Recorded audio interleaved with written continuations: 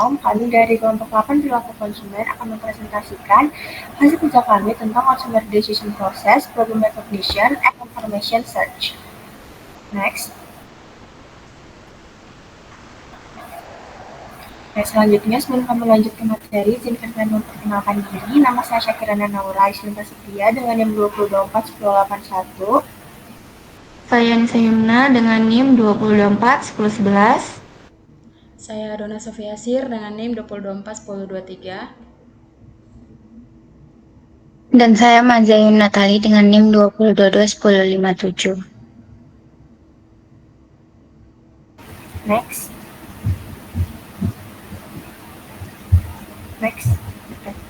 Jadi di sini ada types of consumer decision. Jadi consumer decision itu adalah keputusan konsumen. Keputusan konsumen itu sering diasosiasikan dengan proses yang rasional dan logis, di mana seseorang itu akan membandingkan atribut produk, misalnya harga, kualitas, atau fungsi, dan memilih opsi yang paling efisien untuk memenuhi kebutuhannya. Namun kenyataannya tidak semua keputusan konsumen itu sifatnya rasional. Banyak keputusan yang dibuat dengan sedikit kesadaran atau pertimbangan dan seringkali didorong oleh emosi atau perasaan bukan logika. Misalnya ketika konsumen itu membeli sebuah produk itu bukan karena kualitas atau harganya, tapi karena produk itu membuat mereka merasa senang atau bisa meningkatkan status sosial mereka. Bisa jadi juga karena produk itu disukai oleh teman-temannya, yang berarti keputusan konsumen juga bisa dipengaruhi oleh faktor sosial dan emosional. Lalu di sini ada purchase involvement atau keterlibatan pembelian. Jadi keterlibatan pembelian itu adalah tingkat perhatian atau ketertarikan dalam proses pembelian yang didasari kebutuhan untuk membeli suatu produk.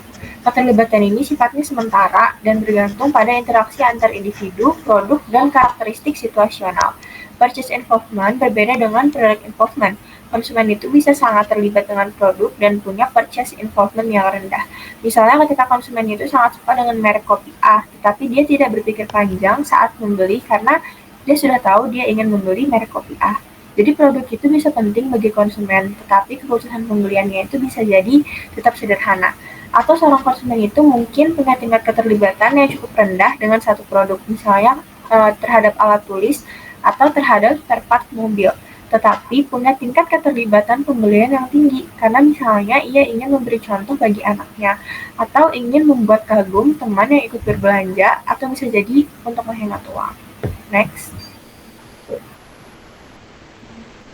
Nah, di sini ada bagan 14.1 Involvement and Types of Decision Making yang menunjukkan rentang keterlibatan dari rendah ke tinggi. Semakin tinggi keterlibatan pembelian, itu semakin panjang dan kompleks proses pengambilan keputusannya.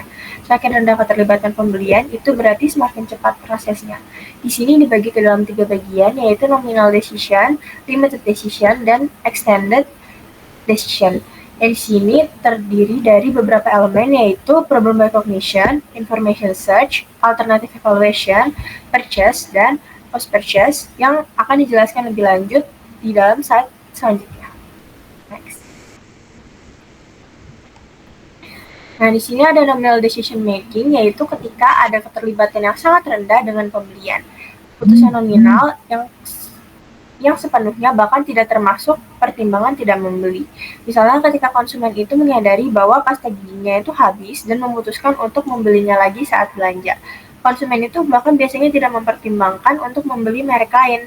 Di toko, dia hanya akan menyusuri rak untuk mencari pasta gigi yang biasa dia pakai dan mengambilnya tanpa mempertimbangkan merek alternatif, harganya, atau faktor-faktor potensial lainnya. Seperti pada bagian tadi, itu menunjukkan problem recognition-nya itu selektif. Bahwa konsumen itu sadar dia butuh sesuatu karena dia sudah memang terbiasa membeli itu.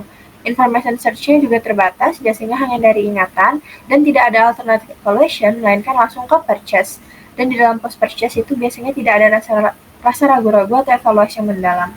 Kategorinya ada brand loyal, yaitu konsumen yang setia kepada satu merek karena merek itulah yang paling memenuhi kebutuhan konsumen secara keseluruhan, dan konsumen telah membentuk keterikatan emosional pada brand tersebut.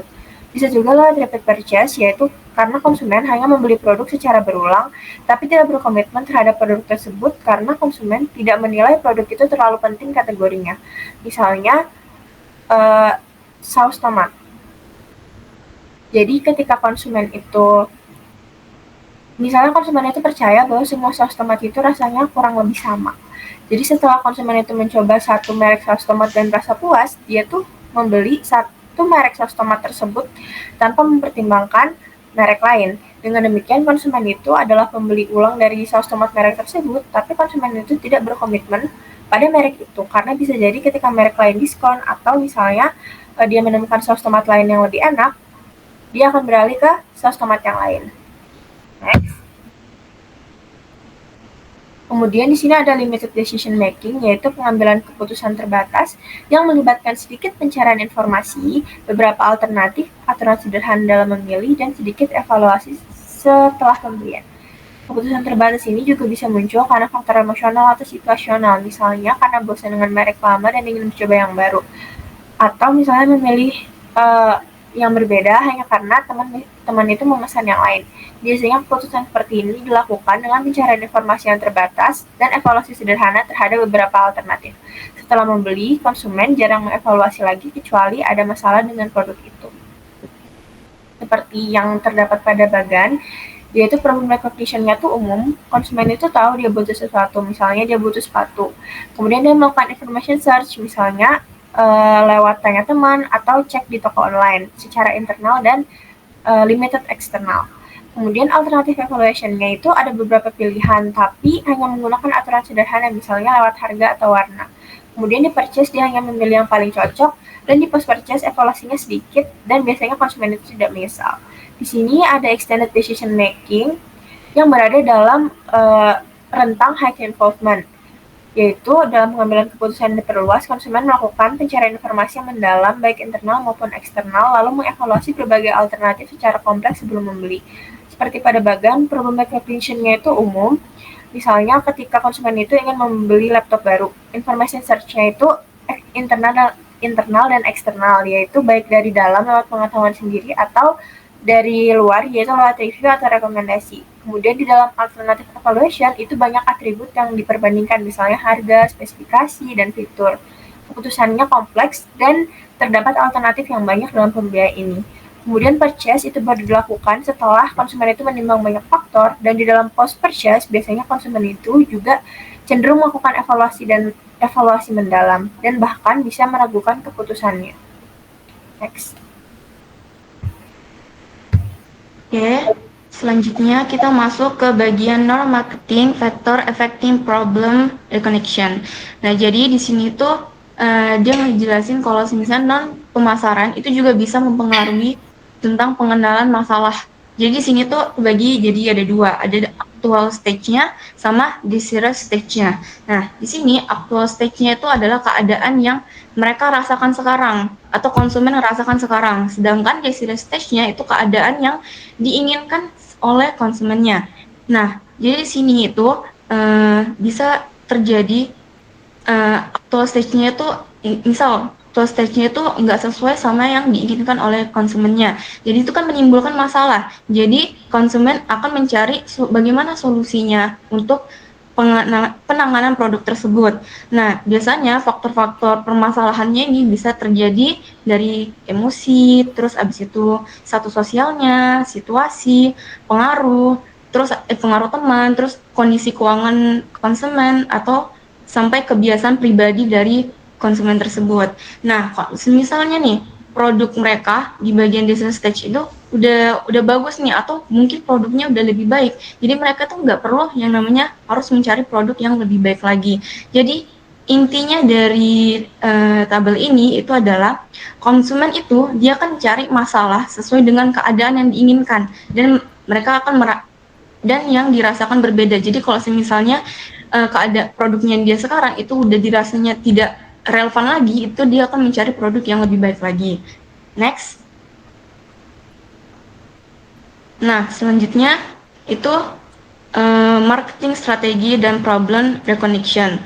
Nah, di sini itu pemasar itu harus bisa mengetahui masalah apa sih yang dihadapi sama konsumennya supaya itu bisa menawarkan solusi yang tepat kepada konsumen.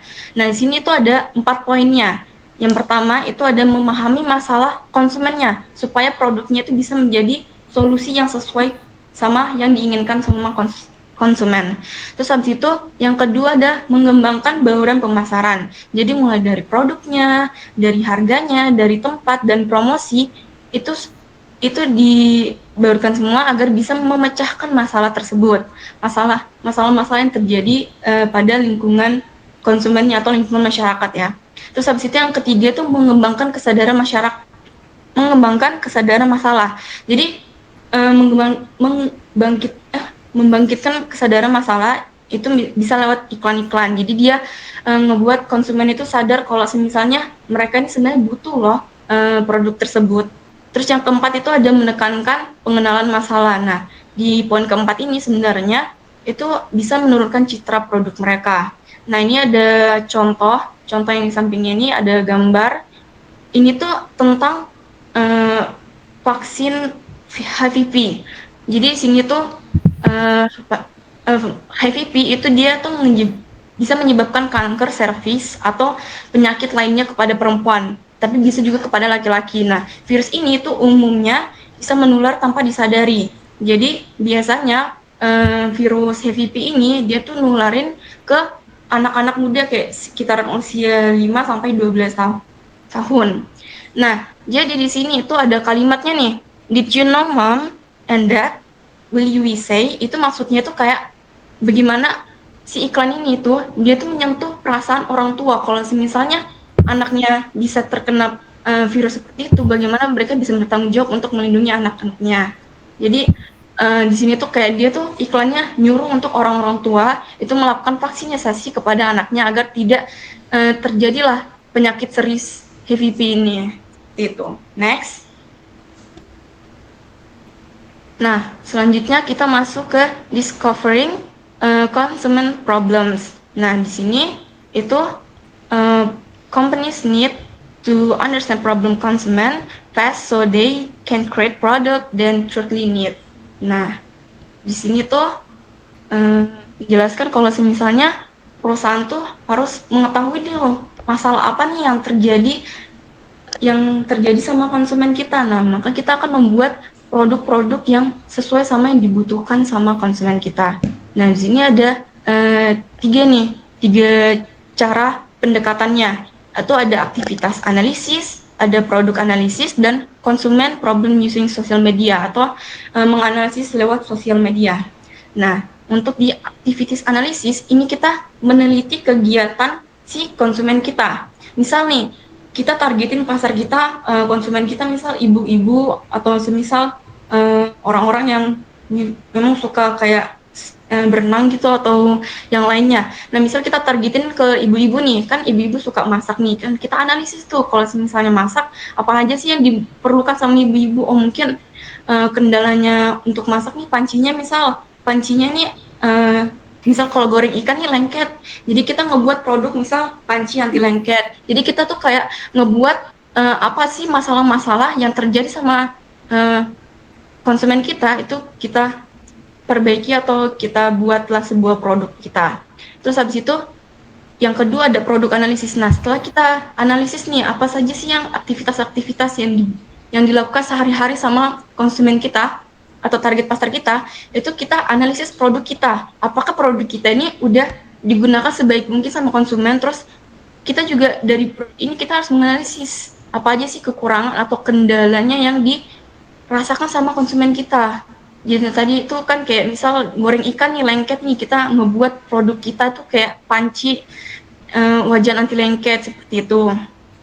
Nah, terus bisa lewat sosial media. Jadi kita bisa menganalisis sosial media juga. Kita mantau obrolan-obrolan apa sih yang ada di media sosial. Jadi kita tahu nih keluhan atau kebutuhan konsumen itu secara langsung lewat media sosial seperti itu. Nah, next. Nah, di sini itu ada satu gambar. Gambar ini tuh dia kayak jual sebuah obat supaya mereka ini bisa tidur dengan nyenyak ya. Jadi sini tuh dia bisa membuat dua faktor. Faktornya tuh dari human factor research sama emosi research.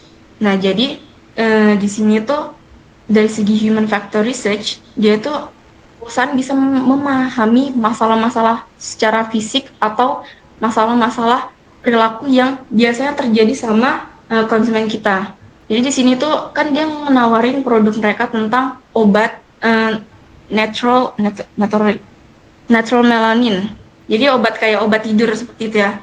Nah, dia ini nyiptain ini supaya kalau misalnya konsumen-konsumen yang dia ngerasa misal dia nih kelelahan, terus jam tidurnya mereka nih mengalami perubahan yang secara cepat gitu kayak signifikan terus nggak beraturan seperti itu.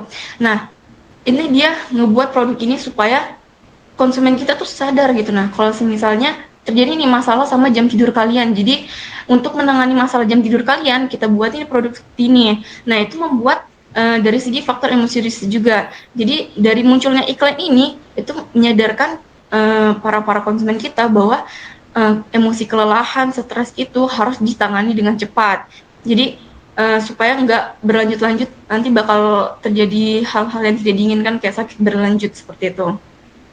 Nah, mungkin bisa di next. Nah, nextnya kita masuk ke bagian responding to customer problems. Nah, jadi setelah menganalisis semua tuh masalah-masalah yang terjadi terjadi di konsumen kita tuh sebagai perusahaan harus bisa menanggapi masalah yang dihadapi konsumen itu untuk menyusun strategi pemasaran kita dengan lebih baik lagi. Nah, di sini cara supaya perusahaan itu bisa menyusun marketing mix-nya atau kayak strategi pemasarannya itu yang pertama itu creating new product atau improving exit ones. Jadi kayak perusahaan itu kalau misalnya ada nih masalah yang terjadi sama konsumen kita bisa nyiptain produk baru atau mungkin produk kita yang sudah ada bisa nggak sesuai atau udah nggak relevan lagi sama konsumen kita, itu bisa kita perbaiki. Jadi produk lama kita perbaiki. Terus habis itu ada changing distribution method. Jadi kita kayak ngubah cara distribusi produk-produk kita. Terus habis itu adjusting price. Jadi kita nyesuaiin harganya karena kita udah mungkin karena kita perbaiki produk kita yang sudah lama dengan berbagai tahapan-tahapan kan banyak biaya yang keluar. Jadi mungkin menyesuaikan harga ini kayak mungkin harganya akan dinaikin sedikit atau mungkin ternyata setelah kita memperbaiki produk yang lama kita punya itu ternyata jauh lebih murah atau mungkin kita ciptain produk baru itu jauh lebih murah. Nah, itu kan kita harus sesuaikan lagi kan harganya sama harga-harga pasaran. Terus habis itu yang keempat ada changing promotional and advertising strategy. Jadi kayak ngubah strategi promosinya, ngubah strategi iklannya mereka yang sudah mereka terapkan sebelumnya. Misal ternyata iklannya tuh nggak berdampak apapun ke konsumen kita malah udah kita ingatin nih tentang masalah ini, ternyata mereka kayak nggak nanggepin. Nah, itu kan berarti kita harus bisa mengubah strategi promosi kita supaya konsumen kita tuh bisa mengetahui lebih lanjut lah tentang apa yang akan terjadi, permasalahan apa yang akan terjadi ke masa depannya. Nah, terus ada selanjutnya ini responding to customer problem. Bagaimana cara kita merespon problem-problem yang terjadi di customer kita. Yang pertama ini ada generate problem recognition. Nah, yang di sini itu dia menumbuhkan kesadaran terhadap kategori produk secara umum, bukan merek tertentu. Jadi dia tuh biasanya perusahaan itu dia ngejelasinnya tuh secara umum. Jadi dia tuh nggak cuma ngejelasin tentang produk kita aja. Jadi secara keseluruhan, misal kayak misalnya minum susu itu baik buat tulang. Itu kan semuanya rata-rata yang jual susu juga pasti ngomongnya kayak gitu kan, baik untuk tulang, baik untuk kesehatan. Jadi biasanya tuh kayak penafsiran iklannya itu secara umum gitu. Terus ada juga tipe yang selective problem recognition. Nah, di sini itu dia tuh fokus hanya mereknya dia aja yang bisa memecahkan masalah tersebut. Jadi mungkin dia ngebuat suatu produk ini tuh kayak nggak ada di orang lain itu bisa ngebuat, cuma produk kita yang bisa nangani masalah tersebut. Jadi itu masuk ke selective problem recognition gitu. Next di sini ada several explain of product advertisements. Jadi ini kayak contoh-contoh bagaimana perusahaan itu dia memberitahu masalah-masalah yang akan terjadi pada konsumennya. Nah, di sini gambar pertama itu gambar kayak salad Jadi isinya sebenarnya dia bukan jualan salad ya, dia tuh ngejual si walnutsnya atau kacang kenarinya. Dia tuh promosi ini tuh supaya orang-orang tuh tahu kalau misalnya kacang walnut ini loh tinggi protein loh, terus kacang walnut ini kalau kalian makan setiap hari gaya hidup kalian tuh akan lebih sehat, terus lebih seimbang. Nah di sini ini ada posisi yang tadi saya sebutkan sebelumnya yang di bagan tuh ada aktual sama kondisi yang idealnya lah istilahnya. Kondisi aktualnya kan sebelum mereka tahu nih tentang produk mereka, masyarakat ini belum tahu nih sadar atau belum tahu pentingnya makanan sehat tuh setiap hari. Terus mereka juga nggak tahu nih mulai dari makanan mana nih harus yang dia konsumsi supaya dia untuk mulai hidup sehat seperti itu. Nah setelah dia dapat iklan seperti ini nih yang dikeluarkan di gambar pertama, nah mereka udah tahu nih kalau misalnya oh ternyata kacang walnut ini dapat mempunyai protein yang tinggi, terus habis itu membuat tubuh tuh bugar dan bisa menjaga keseimbangan tubuh. Nah jadi dengan iklan ini itu kan bisa menciptakan solusi yang sederhana kepada para konsumen kita supaya mereka bisa menciptakan gaya hidup yang sehat. Terus gambar kedua, nah gambar kedua ini tentang sleep number compression. Nah jadi iklan ini dia tuh nargetin orang-orang yang dia tuh nggak bisa tidur nyenyak atau enggak mereka yang kalau tidurnya tuh ngorok atau mendengkur. Nah di sini dia tuh nampilin tempat tidur yang disesuaikan secara digital. Jadi tuh dia tuh kayak pakai remote gitu. Terus kalau misalnya nanti dipencet-pencet remote-nya tuh dia bisa kayak posisi duduk atau posisi ke kanan, ke kiri. Nah itu kan masuknya ke yang tadi saya sebutkan recognition problem, kayak dia tuh cuma produk mereka aja tuh yang bisa punya, orang lain tuh nggak bisa punya.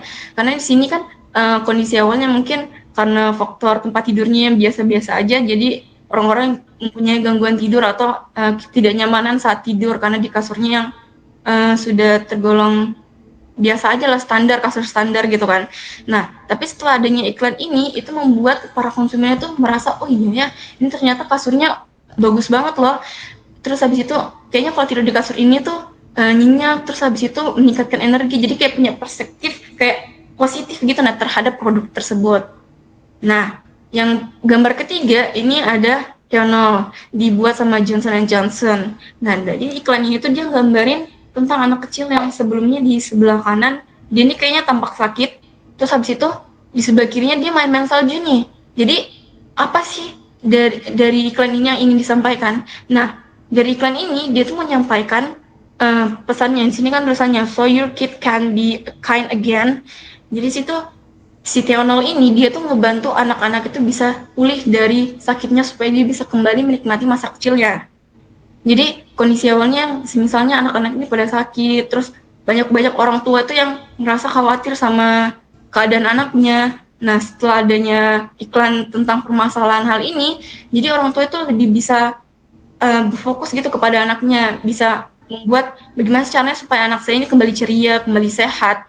Jadi ini kayak menjelaskan tentang emotional tell atau berfokus kepada empati orang tua atau perasaan orang tua. Jadi dia tuh pengen anaknya bisa kembali sehat atau kembali menjadi anak yang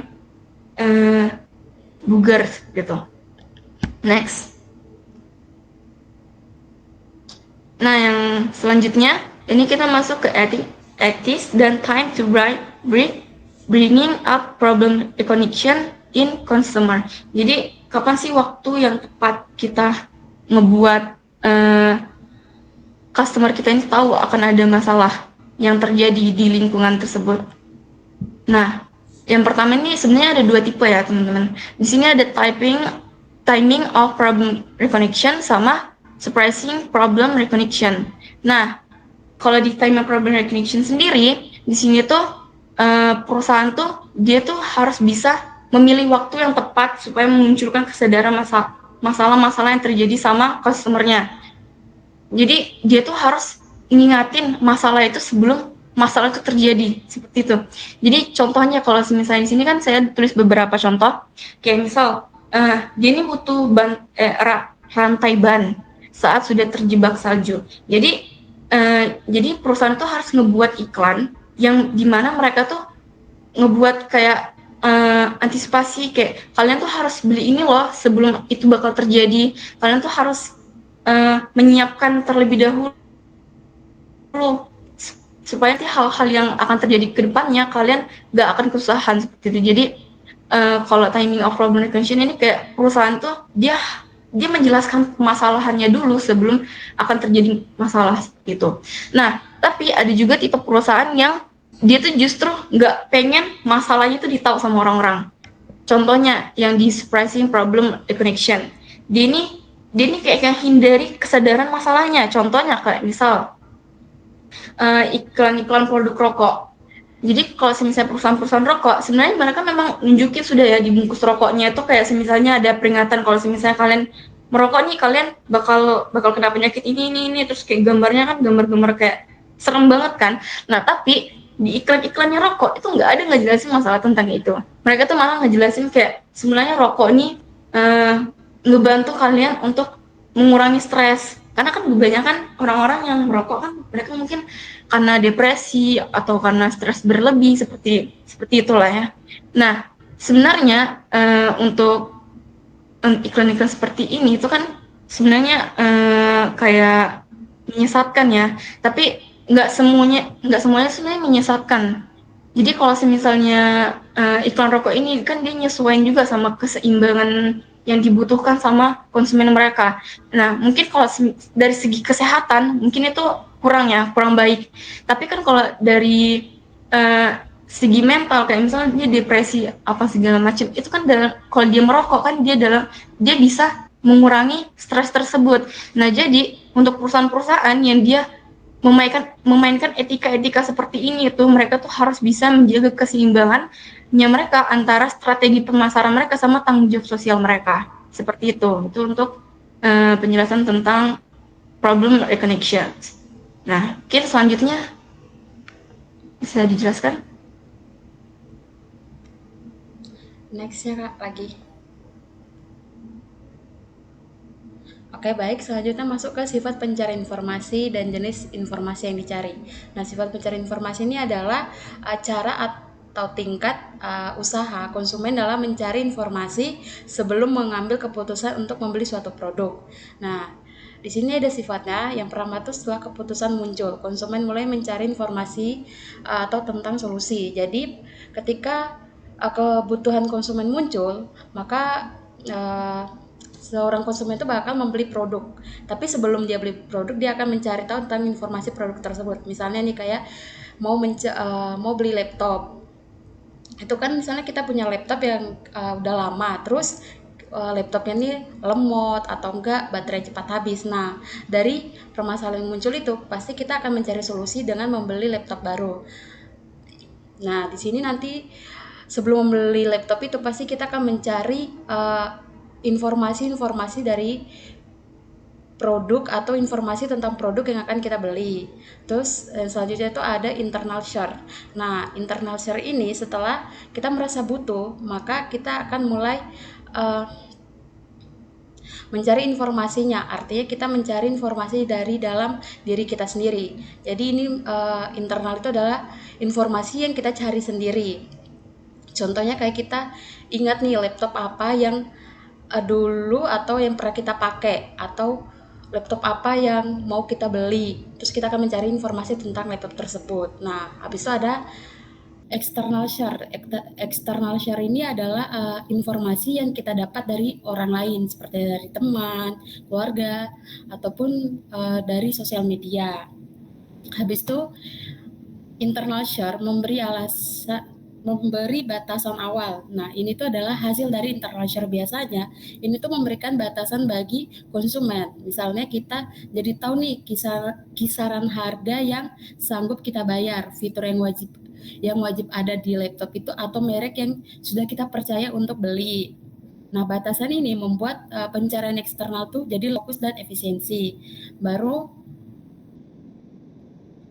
habis itu dipengaruhi ketertiban risiko pembelian. Nah, itu adalah besarnya pencarian informasi juga tergantung pada dua hal, yaitu tingkat ketertiban konsumen dan resiko pembelian. Kalau misalnya produk itu mahal, atau misalnya nih produk laptop tadi itu mahal atau dia berisiko tinggi seperti laptop atau apa ya kayak motor mungkin konsumen tuh biasanya akan mencari informasi yang lebih banyak. Tapi kalau produknya murah dan resikonya kecil kayak kayak kayak snack-snack itu pencariannya akan lebih sedikit. Habis itu ongoing share. Ini tuh adalah sifat terakhir. Itu terakhir ini adalah pencarian informasi yang dilakukan terus-menerus bukan karena butuh beli, tapi karena minat atau hobi. Contohnya kayak orang yang suka beli HP. Biasa itu kan kalau misalnya ada HP-HP keluaran terbaru, biasanya mereka akan mencari informasi nih tentang HP tersebut, apa kelebihan HP itu dari HP-HP yang lain, apa keunggulannya, keuntungannya kalau beli HP itu apa. Itu berarti ya hobinya dia untuk mencari informasi.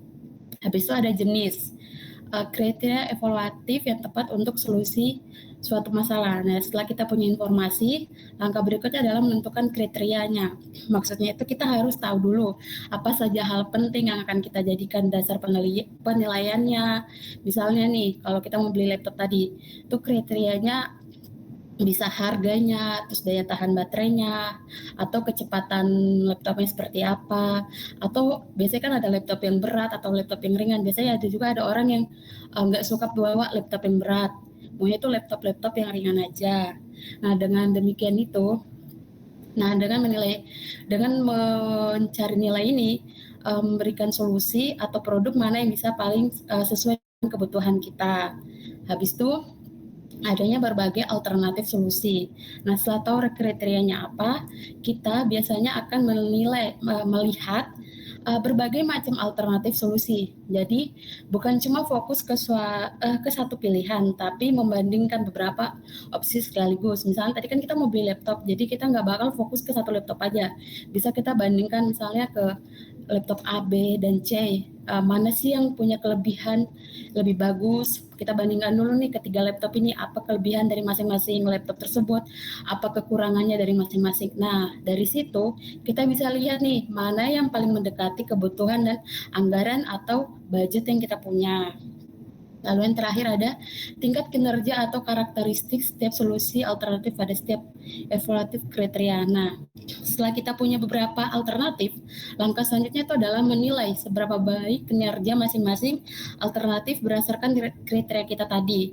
Misalnya laptop A itu lebih cepat, atau enggak si laptop B ini harganya lebih terjangkau, tapi dia berat. Tapi kalau si laptop A ini dia ringan. Nah, akhirnya konsumen itu bisa menentukan produk mana yang bisa kita beli dan seimbang yang paling cocok untuk dipilih.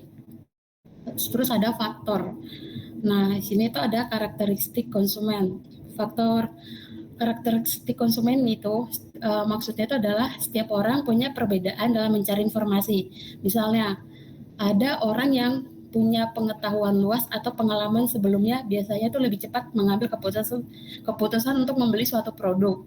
Nah, ada juga orang yang baru pertama kali membeli produk tersebut, maka dia akan mencari informasi lebih banyak agar dia merasa yakin untuk membeli produk tersebut. Habis itu karakteristik produk. Nah, karakteristik produk ini itu maksudnya adalah semakin rumit atau mahal suatu produk, biasanya konsumen akan melakukan pencarian informasi yang lebih banyak. Misalnya nih kayak mau beli mobil atau motor, pasti kita akan lebih banyak hati-hati dalam membandingkan banyak sumber dulu. Biasanya kan ada motor-motor yang mungkin lebih bermerek atau lebih mahal, begitu juga dengan mobil. Nah, kita membandingkan karakteristik produk tersebut dari berbagai macam informasi. Habis itu ada karakteristik pasar. Nah, karakteristik pasar ini itu adalah pilihan banyak merek dan mudah diakses. Jadi itu membuat kita atau seorang konsumen itu lebih aktif mencari informasi. Nah, sebaliknya kalau pilihannya sedikit atau sulit dijangkau, konsumen ini akan mencari informasi secukupnya saja. Jadi kalau semakin kompetitif pasarnya, semakin tinggi juga usaha konsumen untuk mencari tahu tentang produk tersebut. Habis itu karakteristik situasi. Ini tuh adalah kondisi atau situasi tertentu yang bisa mempengaruhi seberapa banyak informasi yang dicari. Misalnya, kalau waktu terbatas atau sedang butuh segera, konsumen tuh mungkin langsung membeli tanpa banyak mencari informasi. Tapi kalau misalnya dia lagi santai, lagi nggak ada situasi yang mendesak, pasti konsumen sebelum membeli produk tersebut, dia akan mencari informasi tentang produk tersebut dari berbagai macam sumber. Selanjutnya, Kak. Oke, di sini ada diagram. Ini adalah alur proses pikir konsumen saat mencari informasi. Nah, langkah yang pertama itu ada what evaluative criteria are need. Itu artinya adalah kriteria apa yang perlu dipertimbangkan. Nah, pada tahap ini, konsumen itu akan menentukan faktor-faktor penilaian yang dianggap penting sebelum membeli suatu produk. Contohnya kayak harganya, kualitas produknya, mereknya apa, fiturnya apa, daya tahannya seperti apa, dan sebagainya. Lalu yang kedua tuh ada what solution exist. Artinya, solusi apa yang tersedia. Nah, di sini konsumen mulai mengidentifikasi alternatif produk atau merek yang bisa memenuhi kebutuhannya. Contohnya tuh kayak memilih antara berbagai macam merek seperti sepatu. Misalnya yang orang-orang yang suka olahraga, pasti mereka akan beli sepatu olahraga seperti Adidas, Nike, atau semacamnya. Habis itu ada langkah itu ada what is the perform of a solution. Apa ini? What is the perform of a solution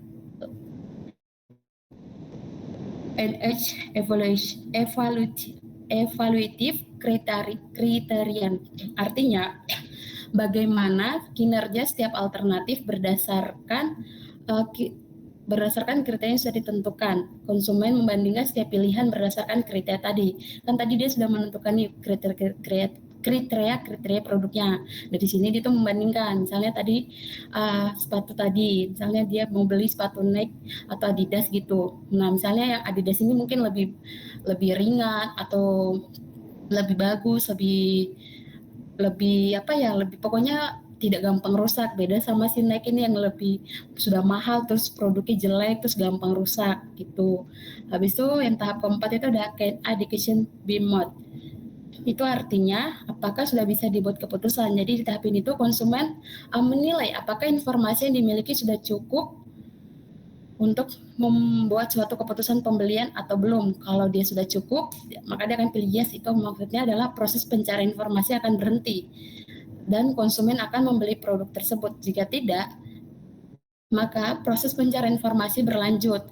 Artinya konsumen masih membutuhkan informasi dari bermacam sumber untuk menambah pengetahuan dia atau untuk meyakinkan si konsumen ini mengambil keputusan untuk membeli produk tersebut. Nah, terus di sebelahnya ini ada diagram bagaimana konsumen menyaring berbagai pilihan produk. Di situ ada all potential alternatif, artinya semua alternatif yang mungkin ada. Jadi semua merek produk yang tersedia di pasar. Nah, di tahap ini konsumen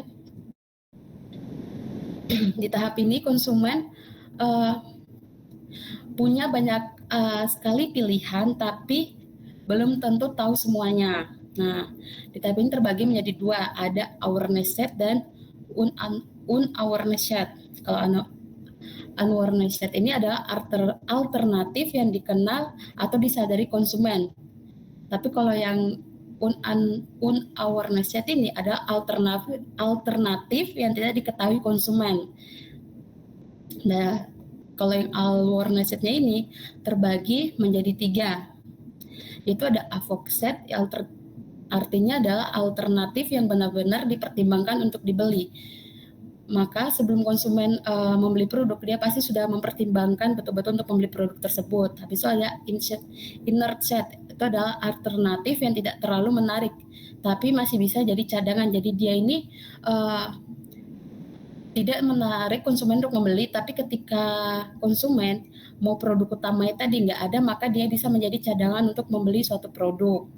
Habis itu ada impact set, ini adalah alternatif yang tidak disukai dan dihindari konsumen. Jadi ketika produk yang mau dicari konsumen ini nggak ada, maka dia memutuskan untuk tidak membeli apa-apa. Habis itu dari AVOC set ini terbagi menjadi dua, yaitu ada spesifik alternatif purchase. Itu adalah produk yang akhirnya dibeli. Nah, kalau yang alternatif yang sebelahnya itu adalah pertimbangan dan yang produknya tidak dibeli. Next, Kak.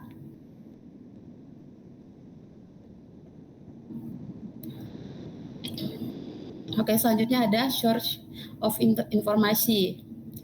Nah, ini tuh adalah informasi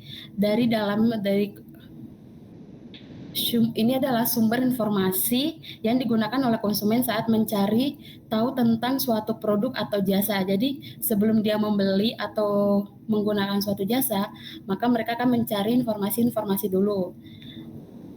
Nah, di sini ada 5 jenis sumber informasi. Yang pertama tuh memori atau ingatan pribadi. Ini tuh artinya adalah informasi yang berasal dari dalam diri konsumen itu sendiri. Ini adalah berdasarkan pengalaman atau pengetahuan sebelumnya. Nah, habis itu konsumen itu secara sadar berusaha untuk mengingat dan mencari informasi dari pengalaman sebelumnya. Jadi misalnya dia udah pernah pakai produk, terus dia mau beli lagi produk itu, maka dia akan mengingat nih produk ini kayak apa, keunggulannya apa, dan bagaimana. Habis itu ada personal search.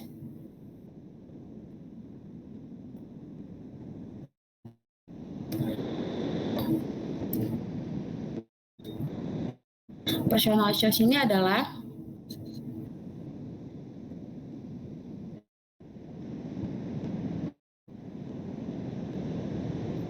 sabar Kak.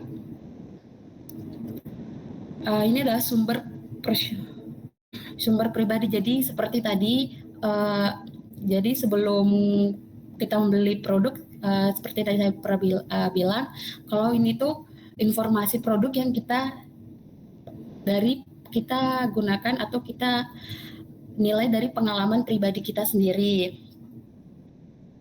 Habis itu ada independent source atau sumber independen. Ini tuh sebagai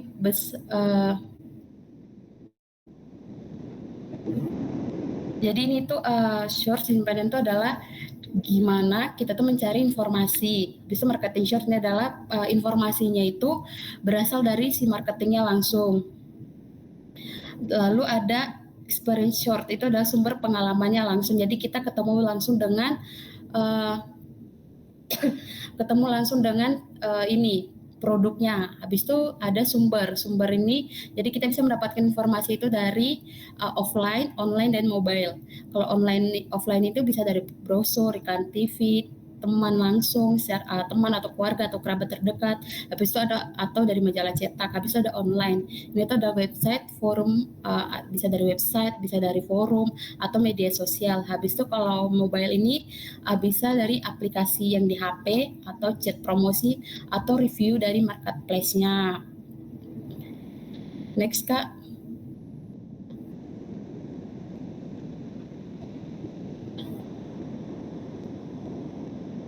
Oke, yang ini informasi search.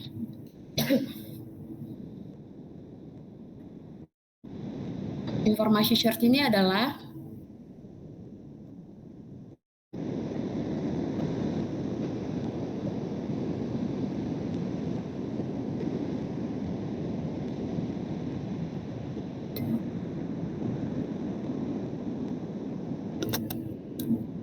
ini adalah tahap di mana kita mencari informasi. Nah, di sini tuh ada internal informasi dan eksternal informasi. Kalau internal informasi ini dari kita sendiri, tapi kalau eksternal informasi ini dari luar.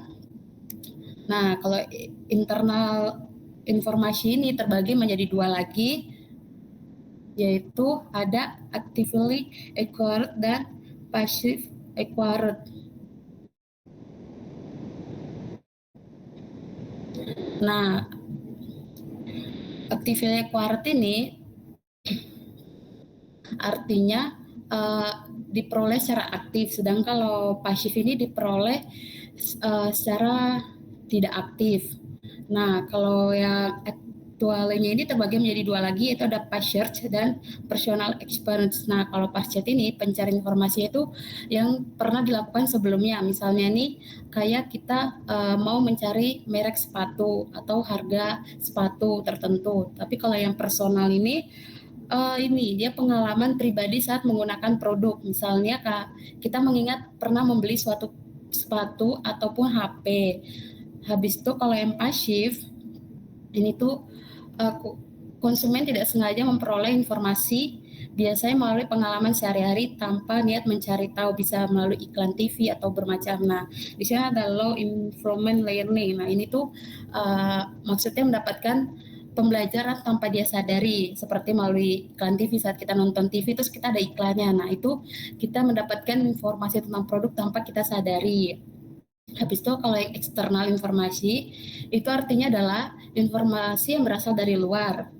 Biasanya informasi ini diperoleh secara aktif. Nah, di sini tuh terbagi aktif awkward itu artinya informasinya diperoleh secara aktif, artinya konsumen mencari informasi dengan sengaja. Nah, di sini ada independent groups. Independent groups itu adalah sumber independen seperti ulasannya, ulasan online, lembaga pengujian produk atau forum netral. Terus kalau personal contact ini kita mendapatkan informasi produk dari teman, keluarga, atau kerabat terdekat kita. Habis itu market informasi ini adalah kita mendapatkan informasi produk dari website, brosur, atau promosi. Habis itu kalau experiential ini pengalaman kita langsung sama produk. Misalnya kita ke UKE, ke Expo, terus ada yang jual makanan. Nah, di situ pasti sebelum kita membeli kita akan mencicipi. Nah, itu pengalaman langsung sama produk. Next-nya Kak. Next-nya. Habis itu ada short of information atau internet short. Nah, ini itu adalah proses kita ketika konsumen menggunakan internet untuk mencari dan mengumpulkan informasi sebelum membuat keputusan pembelian suatu produk atau jasa. Nah, di sini tuh ada tahap-tahap mencari informasi di internet. Yang pertama tuh yang pertama ada akses informasi yang tak terbatas. Jadi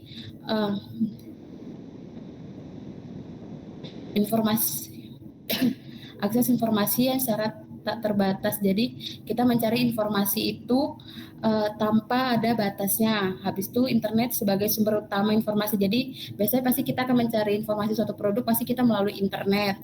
Habis itu bentuk-bentuk internet short itu pasti bisa melalui media sosial atau enggak Google atau segala macam. Habis itu ada faktor yang mendorong short. Jadi ada faktor atau ada keinginan kita untuk mencari produk atau mencari informasi di internet share dan terus ada tahapan dalam mencari informasi. Nah, ini tuh pasti kita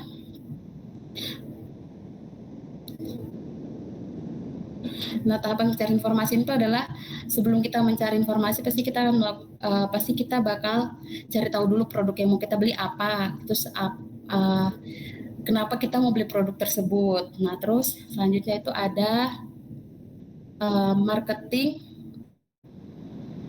marketing strategi and information share on the internet. Ini tuh adalah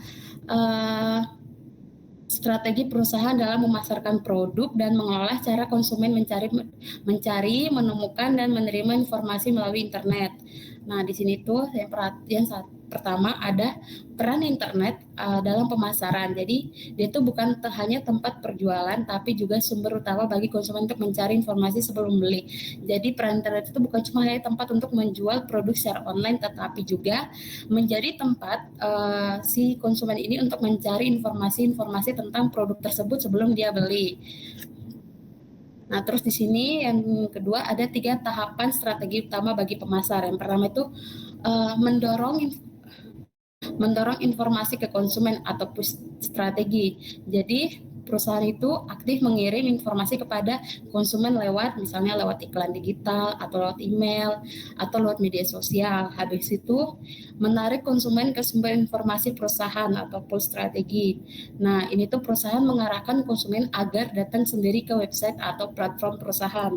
Nah, ini tuh biasanya mereka akan cara menarik konsumen itu melalui iklan TV atau banner atau konten-konten yang ada di iklan. Habis itu yang terakhir tuh ada mengintegrasikan penjualan online dengan saluran yang sudah ada. Jadi misalnya tuh menghubungkan toko online dengan toko fisik agar konsumen tuh bisa memilih belanja secara online maupun offline. Oke, nextnya.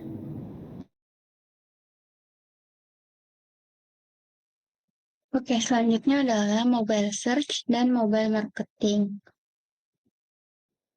Mobile search adalah pencarian informasi melalui perangkat seluler, terutama smartphone, yang dimana hampir semua orang dewasa kini menggunakan ponsel untuk mencari produk atau layanan kapan saja dan di mana saja. Karena itu, perusahaan itu perlu mengoptimalkan situs atau website mereka agar mudah diakses dan menarik di perangkat seluler. Strategi pemasaran melalui mobile search mencakup pemahaman terhadap perilaku pengguna smartphone. Berdasarkan riset experience, pengguna dibagi ke dalam beberapa segmen seperti prodigis dan personals yang aktif dan mudah membeli, serta segmen lainnya seperti tribals dan pragmatics, browser occasionals, dan talkers yang dengan tingkat keterlibatan yang berbeda. Salah satu strategi penting adalah local mobile search, yaitu menargetkan konsumen berdasarkan lokasi geografis seperti menampilkan restoran atau toko-toko terdekat di Google Maps dengan menggunakan teknologi geo-targeting. Dan pendekatan ini efektif untuk bisnis lokal karena membantu menarik pelanggan langsung ke lokasi fisiknya. Selanjutnya adalah external search dan biaya manfaat pencarian informasi. Jadi, jumlah pencarian eksternal menunjukkan seberapa banyak konsumen mencari informasi dari luar dirinya, seperti ulasan, rekomendasi, atau situs web. Pencarian ini dilakukan lebih intensif untuk keputusan besar seperti membeli mobil atau rumah, dan lebih singkat untuk produk sehari-hari. Keputusan untuk mencari informasi dipengaruhi oleh keseimbangan antara biaya dan manfaat. Biaya mencakup waktu, tenaga, dan kebingungan karena terlalu banyak informasi.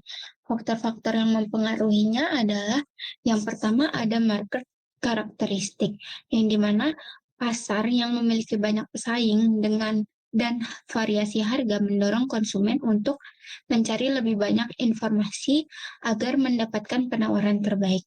Namun, jika pasar didominasi oleh beberapa merek besar dengan reputasi yang kuat, konsumen cenderung tidak terlalu aktif untuk mencari informasi karena sudah percaya pada merek tertentu.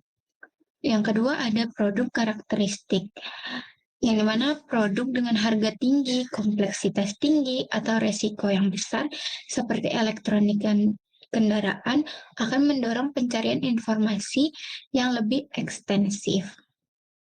Sebaliknya, produk dengan risiko rendah atau sering dibeli seperti makanan ringan, sabun, shampoo, tidak memerlukan banyak pencarian. Lalu ada consumer karakteristik, yaitu konsumen dengan tingkat pendidikan yang tinggi, pengalaman luas, dan orientasi kognitif kuat cenderung mencari informasi yang lebih banyak. Sementara itu, konsumen yang berorientasi dalam emosional atau impulsif lebih sering membuat keputusan dengan cepat tanpa pencarian yang mendalam. Lalu ada situation karakteristik, yaitu kondisi situasional seperti keterbatasan waktu, tekanan sosial, atau suasana hati dapat mempengaruhi seberapa banyak konsumen mencari informasi. Misalnya, seseorang yang membeli oleh-oleh di bandara cenderung tidak melakukan riset terlebih dahulu karena waktu yang terbatas. Lalu, strategi pemasaran berdasarkan pola pencarian. Pemasar menyesuaikan pendekatannya dengan cara dan intensitas pencarian konsumen. Terdapat 6 strategi utama, yaitu adalah maintenance strategi yang digunakan untuk mempertahankan pelanggan yang sudah loyal. Fokusnya adalah menjaga kualitas produk, dan memperkuat iklan pengingat agar konsumen tetap memilih merek tersebut tanpa tergoda oleh pesaing. Lalu yang kedua ada disrupt strategi. Strategi ini diterapkan ketika pesaing memiliki dominasi yang kuat di pasar. Tujuannya adalah memecah kebiasaan konsumen dengan cara memperkenalkan pesan yang berbeda, promosi yang agresif, atau inovasi produk yang mencolok. Lalu ada capture strategi, diterapkan jika konsumen hanya melakukan pencarian informasi yang terbatas. Perusahaan harus memastikan produknya mudah ditemukan, pembelian melalui promosi di toko, atau iklan yang langsung mengarahkan ke produk. Lalu ada intercept strategi, cocok untuk merek baru atau yang belum dikenal secara luas. Pemasar perlu menempatkan pesan iklan yang menarik dan mudah diakses oleh konsumen, misalnya melalui promosi lokal, kupon, atau media digital untuk menarik perhatian pertama kali. Lalu ada preference strategi, digunakan ketika konsumen melakukan pencarian yang lebih ekstensif. Pemasar perlu membangun preferensi dengan menyediakan informasi lengkap, testimoni pelanggan, dan ulasan positif agar merek menjadi pilihan utama dalam e-box sale. Lalu ada acceptance strategi, diterapkan untuk produk baru yang belum dikenal oleh konsumen. Fokusnya adalah membangun kesadaran dan kepercayaan dengan memberikan edukasi, uji coba produk, dan kampanye yang informatif agar konsumen mau mencoba. Kesimpulannya adalah pencarian informasi adalah tahap penting dalam proses keputusan konsumen yang dipengaruhi oleh teknologi, karakteristik produk, dan perilaku individu. Di era digital ini, kemampuan perusahaan untuk memanfaatkan SEO, mobile search, serta strategi pemasaran yang tepat dapat menentukan apakah merek mereka ditemukan, dipertimbangkan, dan akhirnya dipilih oleh konsumen. Sekian presentasi dari kami kelompok 8. Terima kasih.